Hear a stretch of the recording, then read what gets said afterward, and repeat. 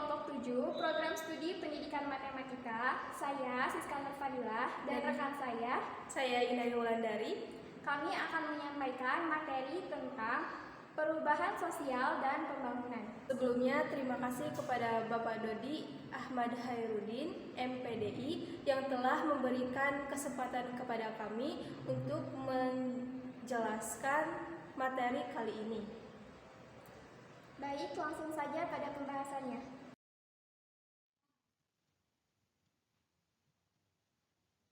Baik, materi yang pertama yaitu pengertian perubahan sosial.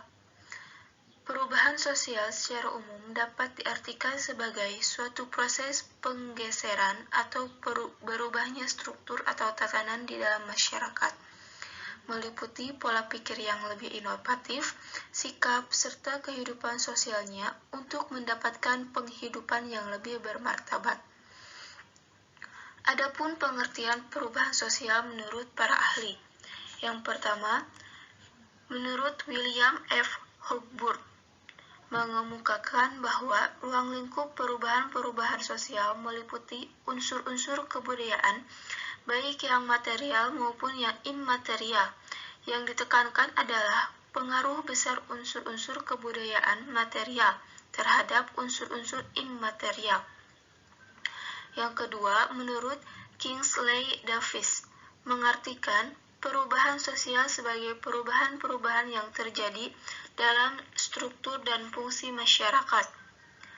Yang ketiga, menurut Max Iver, mengatakan perubahan-perubahan sosial merupakan sebagai perubahan-perubahan dalam hubungan sosial atau social relationship, atau sebagai perubahan terhadap keseimbangan ataupun equilibrium hubungan sosial.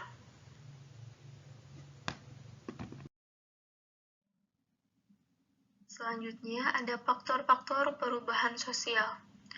Faktor-faktor perubahan sosial meliputi 4 kategori, yaitu yang pertama faktor internal. Faktor internal adalah faktor yang melandasi terjadinya suatu perubahan dari dalam diri masyarakat itu sendiri. Faktor internal itu sendiri meliputi bertambah atau berkurangnya penduduk, penemuan-penemuan baru, pertentangan masyarakat atau konflik sosial, terjadinya pemberontakan atau revolusi. Yang kedua, faktor eksternal. Faktor eksternal adalah faktor yang melatar belakangi terjadinya perubahan sosial dari lingkungan sekitar masyarakat. Misalnya, lingkungan fisik yang ada di sekitar manusia, peperangan, dan pengaruh kebudayaan masyarakat lain. Yang ketiga, faktor pendorong.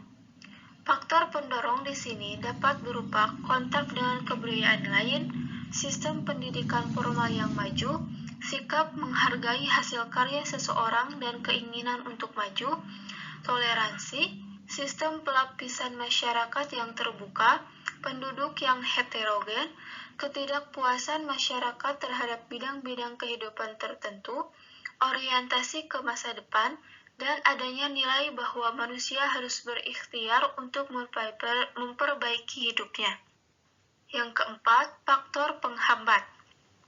Faktor penghambat terjadinya perubahan sosial bisa terjadi karena beberapa hal, yaitu lantaran kurangnya hubungan dengan masyarakat lain, perkembangan ilmu pengetahuan yang terlambat, sikap masyarakat yang masih mengagungkan tradisi masa lampau dan cenderung konservatif, adanya kepentingan yang sudah tak tertanam kuat, rasa takut akan terjadinya kegoyahan pada integrasi kebudayaan, prasangka terhadap hal-hal baru atau asing, terutama yang datang dari barat, hambatan-hambatan yang bersifat ideologis, kebiasaan tertentu dalam masyarakat yang cenderung sukar, diubah karena sudah mendarah daging, dan nilai bahwa hidup pada hakikatnya buruk dan tidak mungkin diperbaiki. Lalu, ada bentuk-bentuk perubahan sosial. Yang pertama, perubahan evolusi dan revolusi. Perubahan evolusi merupakan bentuk perubahan sosial yang terjadi dalam waktu yang lambat atau membutuhkan waktu lama. Perubahan ini bisa terjadi tanpa adanya kehendak tertentu dari masyarakat yang bersangkutan. Adanya dorongan masyarakat untuk menyesuaikan diri serta pemenuhan hidup dalam waktu tertentu menjadi penyebab mengapa evolusi terjadi. Salah satu contoh dari evolusi adalah perubahan sistem transportasi serta sistem perbankan. Sedangkan revolusi merupakan perubahan yang terjadi secara cepat serta tidak direncanakan. Karena tidak adanya rencana inilah yang akhirnya membuat revolusi dapat memicu adanya ketegangan atau konflik di awal mulainya revolusi. Contoh dari peristiwa revolusi yang akhirnya membuat banyak perubahan besar adalah revolusi industri di Inggris. Yang kedua, perubahan yang dikehendaki dan tidak dikehendaki. Perubahan yang dikehendaki atau juga dikenal dengan perubahan yang direncanakan merupakan perubahan yang terjadi karena adanya perkiraan atau perencanaan yang dilakukan oleh pihak yang menginginkan adanya perubahan. Contoh dari perubahan yang dikehendaki adalah perubahan undang-undang yang dilakukan oleh pemerintah. Perubahan tidak direncanakan merupakan perubahan yang terjadi di luar keinginan serta pengawasan masyarakat. Perubahan ini akhirnya dapat memicu pertentangan yang merugikan masyarakat yang bersangkutan. Contoh dari perubahan tidak direncanakan adalah kecenderungan mempersingkat prosesi adat pernikahan yang memerlukan waktu serta biaya tidak sedikit. Hal ini dapat dilihat dari prosesi acara pernikahan masyarakat Jawa modern. Yang ketiga, perubahan kecil dan besar. Perubahan kecil merupakan perubahan yang terjadi pada unsur struktur sosial, namun tidak membawa pengaruh secara langsung bagi masyarakat. Contohnya adalah perubahan mode pakaian, rambut, serta lain-lain. Meskipun terjadi perubahan, namun tidak menimbulkan perubahan pada lembaga kemasyarakatan. Perubahan besar adalah perubahan yang terjadi pada unsur-unsur struktur sosial yang akhirnya memberi dampak langsung untuk masyarakat. Contoh dari perubahan besar adalah penggunaan traktor untuk menggantikan baja tradisional dalam pertanian. Materi selanjutnya mengenai proses perubahan sosial. Perubahan sosial terdiri dari beberapa proses. Yang pertama, penyesuaian masyarakat terhadap perubahan. Keserasian atau kesesuaian masyarakat adalah yang paling diidam-idamkan. Keserasian tersebut ditandai dengan keadaan di mana lembaga-lembaga kemasyarakatan yang pokok benar-benar berfungsi dan saling mengisi. Sekali saja terjadi gangguan, masyarakat akan menolaknya atau mengubah susunan lembaga-lembaga kemasyarakatannya. Hal ini menyebabkan masuknya berbagai unsur-unsur baik yang baru maupun yang lama. Yang kedua, saluran-saluran perubahan sosial. Saluran-saluran perubahan sosial adalah saluran-saluran yang dilalui oleh suatu proses perubahan. Saluran tersebut berfungsi agar sesuatu perubahan dikenal, diterima, diakui, serta dipergunakan oleh khalayak ramai atau mengalami proses pelembagaan. Yang ketiga, disintegrasi dan reintegrasi. Perubahan sosial dapat mengakibatkan terjadinya proses disintegrasi atau reintegrasi. Disintegrasi atau disorganisasi adalah suatu proses pudarnya norma-norma dan nilai-nilai dalam masyarakat yang disebabkan perubahan-perubahan yang terjadi pada lembaga-lembaga kemasyarakatan. Reintegrasi atau reorganisasi adalah proses pembentukan kembali norma-norma dan nilai-nilai baru untuk menyesuaikan diri dengan lembaga-lembaga kemasyarakatan yang mengalami perubahan. Reintegrasi umumnya disebabkan oleh rasa kesatuan dan persatuan. Lalu ada perubahan sosial di bidang pendidikan. Perubahan sosial dalam bidang pendidikan antara lain yang pertama, cara mengajar. Cara mengajar berubah seiring perkembangan zaman. Berbagai penelitian telah dilakukan terutama dalam bidang psikologi pada peserta didik. Tentu saja mereka menginginkan cara mengajar yang lebih baik sehingga mudah dipahami oleh peserta didik. Selain itu, perkembangan teknologi juga semakin memajukan cara mengajar, seperti penggunaan proyektor dalam mengajar. Yang kedua, kekerasan. Dahulu, guru memperlakukan muridnya dengan sangat kasar, sehingga ada yang sampai terluka. Namun, saat ini telah ada Undang-Undang Perlindungan Anak, sehingga guru zaman sekarang tidak bisa memperlakukan muridnya dengan kasar. Yang ketiga, metode belajar. Di beberapa sekolah, metode belajar berubah menjadi lebih modern, seperti penggunaan laptop dan tablet. Di sekolah pun sering disediakan Wi-Fi untuk mempermudah siswa untuk mengakses internet dan mencari sumber belajar. Yang keempat, membuat tugas. Dahulu, siswa mengerjakan tugas dengan cara pergi ke perpustakaan, lalu meneliti seluruh isi buku kemudian menuliskan tugasnya dalam secari kertas. Sekarang sangat berbeda. Cari di internet, salin, cetak, selesai. Yang kelima, kurikulum. Kurikulum adalah perubahan terbesar di bidang pendidikan. Kurikulum mencakup cara belajar, cara mengajar, dan apa yang diajarkan. Seketika kurikulum berubah, guru dan siswa harus menyesuaikan segalanya dan seringkali itu sulit. Selanjutnya ada dampak perubahan sosial. Yang pertama, dampak positif. Adapun dampak positif perubahan sosial sebagai berikut. Yang pertama, perkembangan ilmu pengetahuan dan teknologi. Perkembangan ilmu pengetahuan dan teknologi dapat mengubah nilai-nilai lama menjadi nilai-nilai baru yang mendorong berbagai inovasi yang dapat memudahkan kehidupan masyarakat menuju perubahan sosial ke arah modernisasi. Yang kedua, tercipta lapangan kerja baru. Dapat mendorong industrialisasi dan perkembangan perusahaan multinasional. Dengan pengembangan perusahaan secara global dan pembukaan industri kecil, tersedia banyak lapangan pekerjaan sehingga mampu menyerap tenaga kerja secara maksimal. Yang ketiga, tercipta tenaga kerja profesional.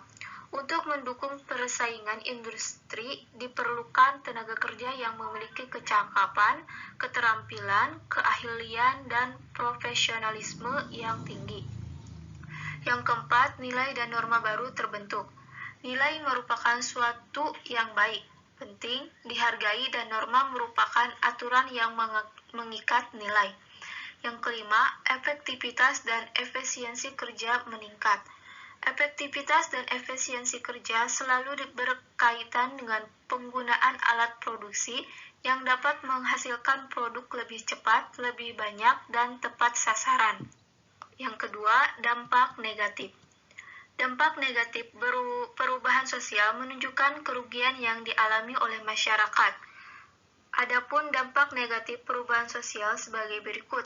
Yang pertama, terjadi disintegrasi sosial.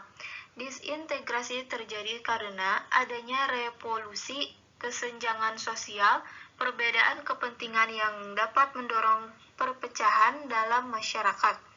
Yang kedua, terjadi pergolakan daerah. Pergolakan daerah dapat muncul akibat adanya kesenjangan ekonomi, tidak memperhatikan tatanan hidup, mengabaikan nilai dan norma, perbedaan agama, ras, suku, bangsa, dan politik, serta kenakalan remaja muncul akibat pengaruh perubahan sosial. Nilai-nilai kebebasan budaya Barat diadopsi tanpa menyesuaikan kondisi kebudayaan sendiri. Yang ketiga, terjadi kerusakan lingkungan.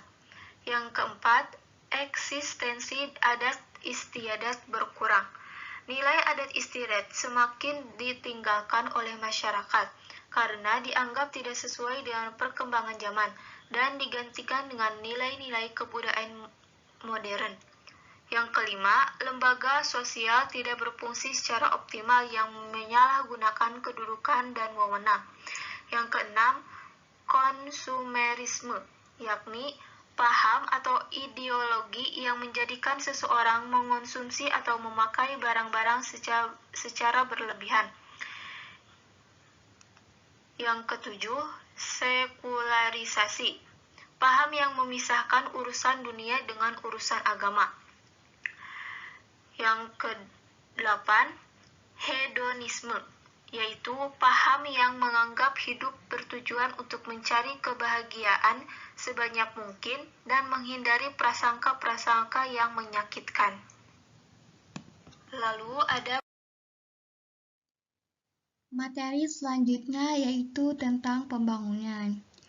Menurut Riyadi dan Dedi Supriyadi Bratakusuma tahun 2005 menyatakan bahwa pembangunan adalah semua proses perubahan yang dilakukan melalui upaya-upaya secara sadar dan terencana. Sedangkan perkembangan adalah proses perubahan yang terjadi secara alami sebagai dampak dari adanya pembangunan. Kemudian, Portes pada tahun 1976 mendefinisikan pembangunan sebagai transformasi ekonomi, sosial, dan budaya. Kita bisa tarik kesimpulan bahwa pembangunan adalah proses perubahan yang direncanakan untuk memperbaiki berbagai aspek kehidupan masyarakat. Selanjutnya, hakikat pembangunan di Indonesia adalah pembangunan manusia Indonesia seutuhnya dan pembangunan seluruh masyarakat Indonesia. Seiring dengan itu, pembangunan pun menghendaki keikutsertaan dari seluruh warga tanpa terkecuali. Ada 3 komponen dasar atau nilai inti yang harus dijadikan basis konseptual dan pedoman praktis untuk memahami arti pembangunan yang paling hakiki, yaitu kecukupan atau sustenance, yaitu suatu kemampuan untuk memenuhi kebutuhan-kebutuhan dasar, di mana kebutuhan dasar di sini yaitu segala sesuatu yang jika tidak dipenuhi akan menghentikan kehidupan seseorang, meliputi pangan, sandang, papan, kesehatan, dan keamanan.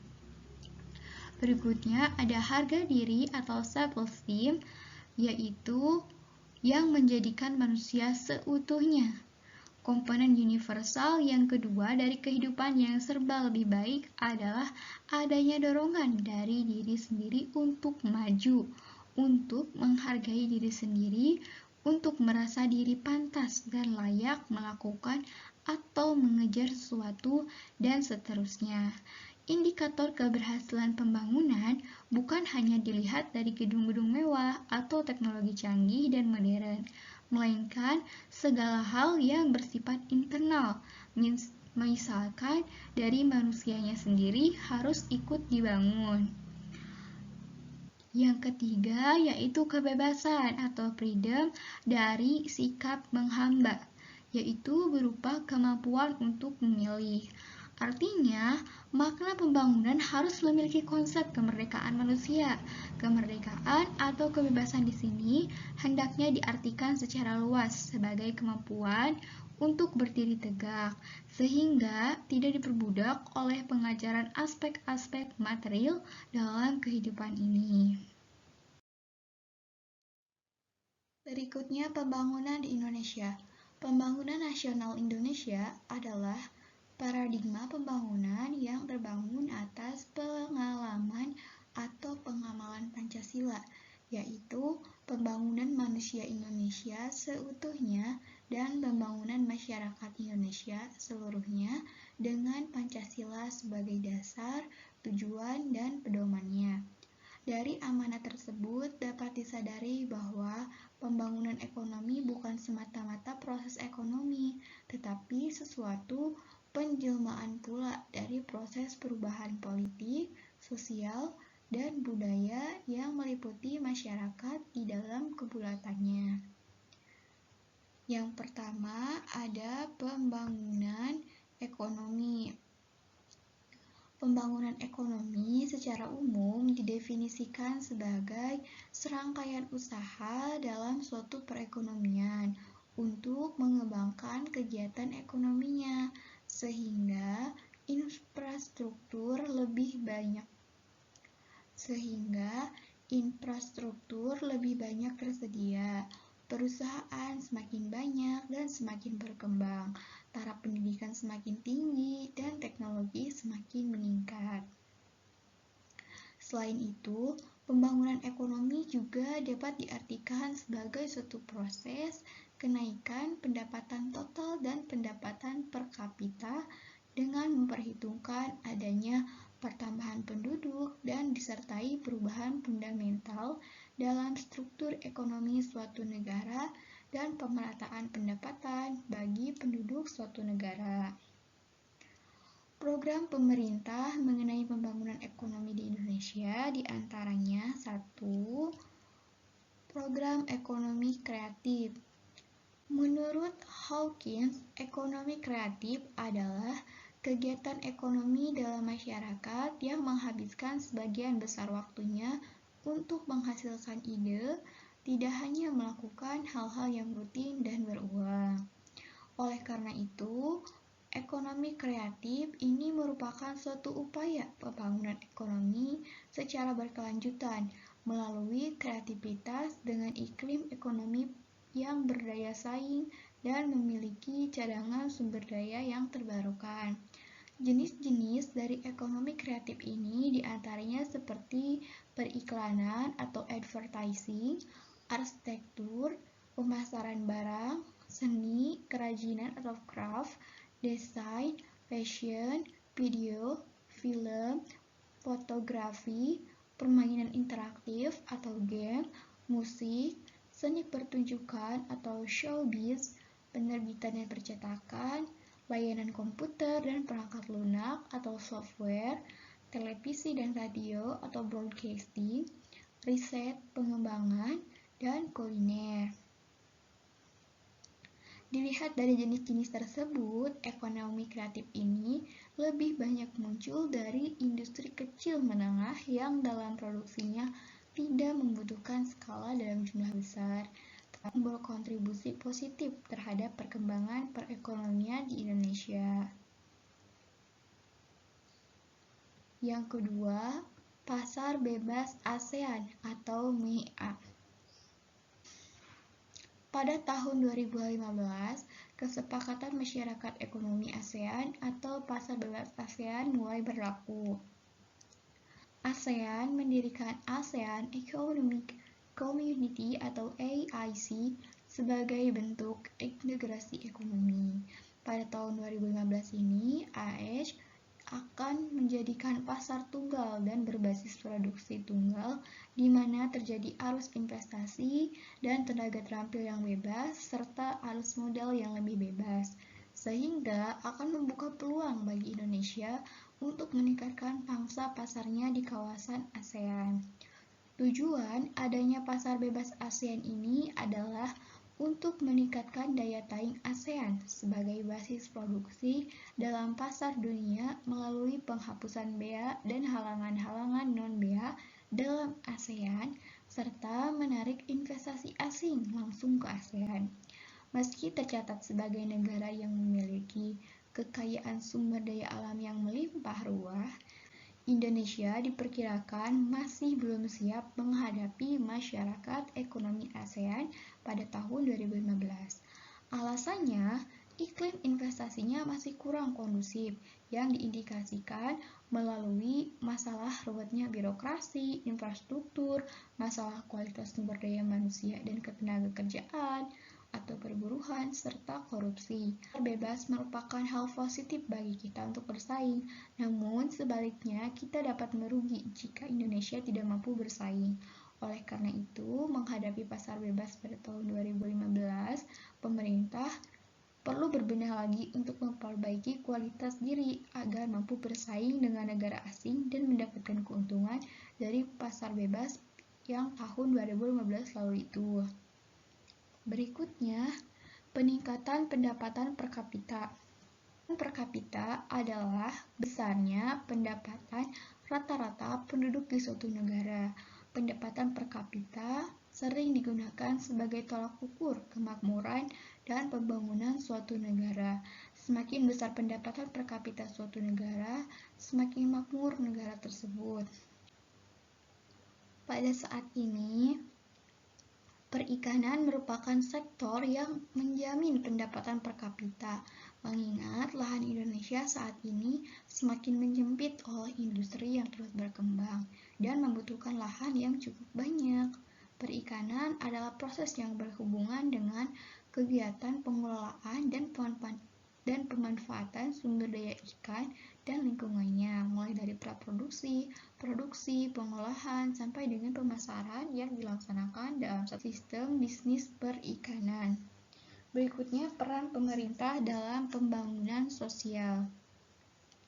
Menurut Edi Soeharto adalah suatu pendekatan pembangunan yang mempunyai tujuan untuk meningkatkan kualitas kehidupan manusia secara paripurna, yakni memenuhi kebutuhan manusia yang terentang, mulai dari kebutuhan fisik sampai sosial. Berdasarkan definisi dari Edi Soeharto tersebut, terlihat bahwa pembangunan sosial lebih kepada meningkatkan keadilan terhadap semua anggota masyarakat. Jadi, pembangunan sosial adalah proses pembangunan yang direncanakan dan diselaraskan dengan pembangunan ekonomi yang bertujuan untuk meningkatkan taraf hidup masyarakat berdasarkan keadilan. Program pemerintah mengenai pembangunan sosial diantaranya ada BPJS dan pemberdayaan nelayan. BPJS merupakan program perlindungan yang bersifat dasar bagi tenaga kerja yang bertujuan untuk menjamin adanya keamanan dan kepastian terhadap resiko-resiko sosial ekonomi dan merupakan sarana penjamin arus penerimaan penghasilan bagi tenaga kerja dan keluarganya akibat dari terjadinya resiko sosial dengan pembiayaan yang terjangkau oleh pengusaha dan tenaga kerja. Penyelenggaraan program jaminan sosial ini menggunakan mekanisme asuransi sosial. Macam-macam dari BPJS ini diantaranya ada BPJS Ketenagakerjaan atau LHK seperti jaminan kecelakaan kerja JKK, jaminan kematian atau JK, dan jaminan hari tua atau JHT, serta BPJS Kesehatan. Berikutnya, pemberdayaan nelayan. Salah satu percepatan kesejahteraan bagi nelayan adalah dengan dibuatkannya peraturan pemerintah atau PP tentang pemberdayaan masyarakat nelayan dan pembudidaya skala kecil. PP tersebut sebagai peraturan pelaksanaan Undang-Undang Nomor 45 Tahun 2009 tentang perikanan, yang sampai sekarang belum ada peraturan pelaksanaannya.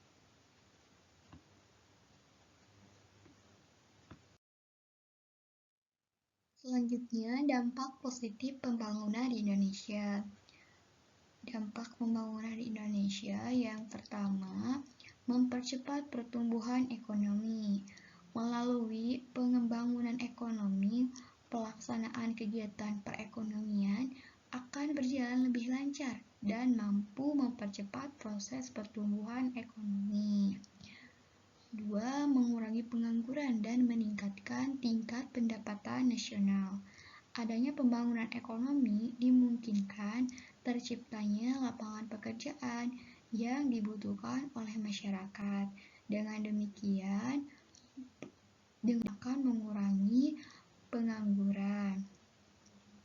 Terciptanya lapangan pekerjaan akibat adanya pembangunan ekonomi secara langsung juga bisa memperbaiki tingkat pendapatan nasional. Kegiatan ekonomi semakin beragam dan dinamis. Melalui pembangunan ekonomi dimungkinkan adanya perubahan struktur perekonomian dari struktur ekonomi agraris menjadi struktur ekonomi industri, sehingga kegiatan ekonomi yang dilaksanakan oleh negara akan semakin beragam dan dinamis. Yang terakhir yaitu meningkatkan kesejahteraan masyarakat.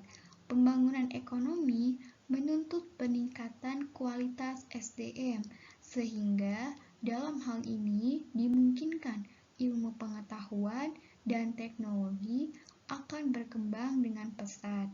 Dengan demikian juga akan semakin meningkatkan kesejahteraan masyarakat. Dampak negatif pembangunan di Indonesia. Yang pertama, kerusakan lingkungan hidup. Adanya pembangunan ekonomi yang tidak terencana dengan baik mengakibatkan adanya kerusakan lingkungan hidup. Misalnya penebangan hutan secara besar-besaran untuk pembukaan lahan pertambangan atau pencemaran air laut oleh limbah-limbah industri. Berikutnya, berkurangnya lahan pertanian. Industrialisasi mengakibatkan berkurangnya lahan pertanian untuk pembangunan pabrik-pabrik atau pasar-pasar modern dan sebagainya. Dan yang terakhir yaitu hilangnya habitat alam. Hilangnya habitat alam baik hayati maupun hewani disebabkan oleh adanya pembangunan industri. Sekian penjelasan materi dari kami, kurang lebihnya kami mohon maaf. Ditutup, billahi taufiq wal hidayah. Wassalamualaikum warahmatullahi wabarakatuh.